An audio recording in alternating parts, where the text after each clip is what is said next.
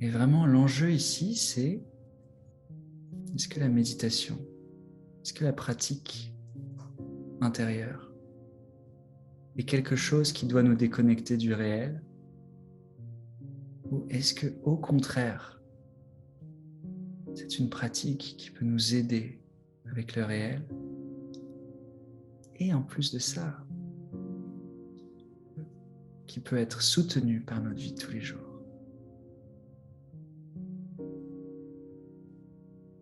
Qu'est-ce que vous pensez? Plutôt la première option ou la deuxième? Ouais, deux, hein.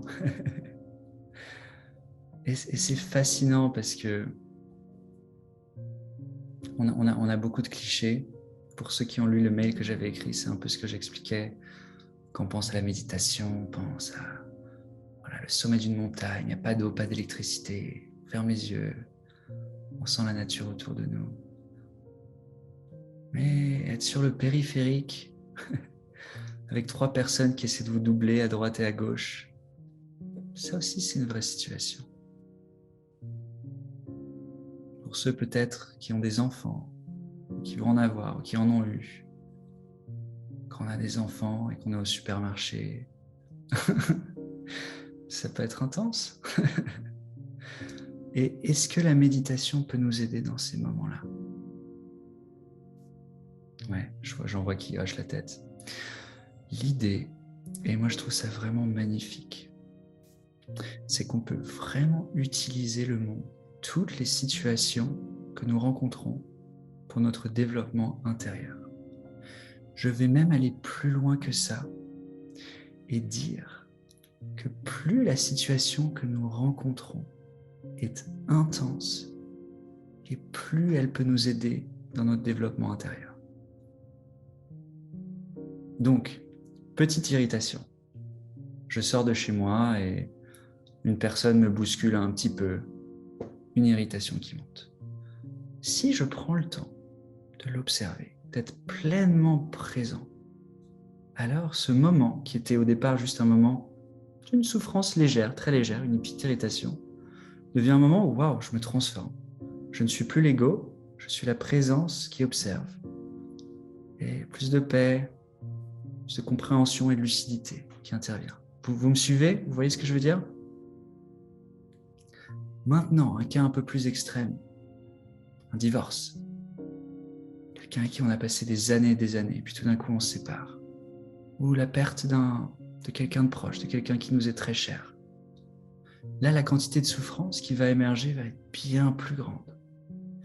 Qu'est-ce que ça veut dire? Ça veut dire que si on amène notre présence dans cet instant, lorsque cette souffrance est là, alors on va progresser autant que cette souffrance est intense. On va aller encore plus profondément à l'intérieur de nous. Donc, une personne comme moi, et au début, quand j'ai commencé à comprendre ça, j'étais hyper enthousiaste. Je cherchais des situations intenses. Je cherchais des conflits, des situations difficiles. Parce que, ouais, je peux progresser encore plus. Allez, on y va. Bon, je ne recommande pas forcément ça.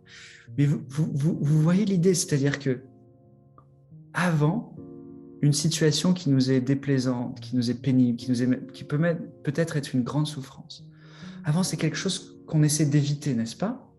On passe une grande partie de notre vie à essayer d'éviter ces situations qui ne sont pas plaisantes. À partir du moment où on comprend comment inverser cela, ces situations sont des moments où on accélère. On accélère dans notre processus intérieur. Qu'est-ce que ça veut dire?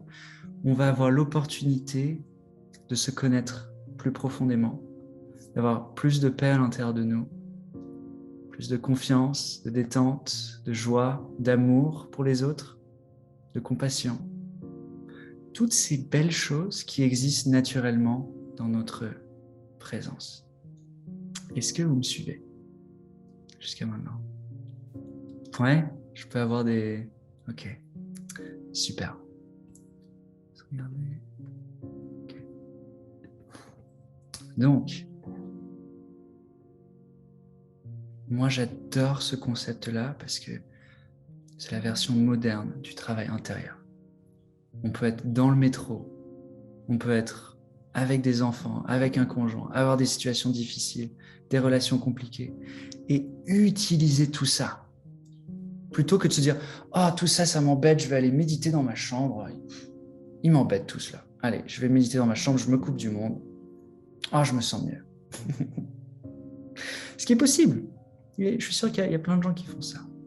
Plutôt que de faire ça, soyons présents avec ces situations. Utilisons ces outils, utilisons ce travail intérieur pour avoir une plus grande connexion avec ces choses, pour pouvoir résoudre ces problèmes, pour pouvoir avancer intérieurement.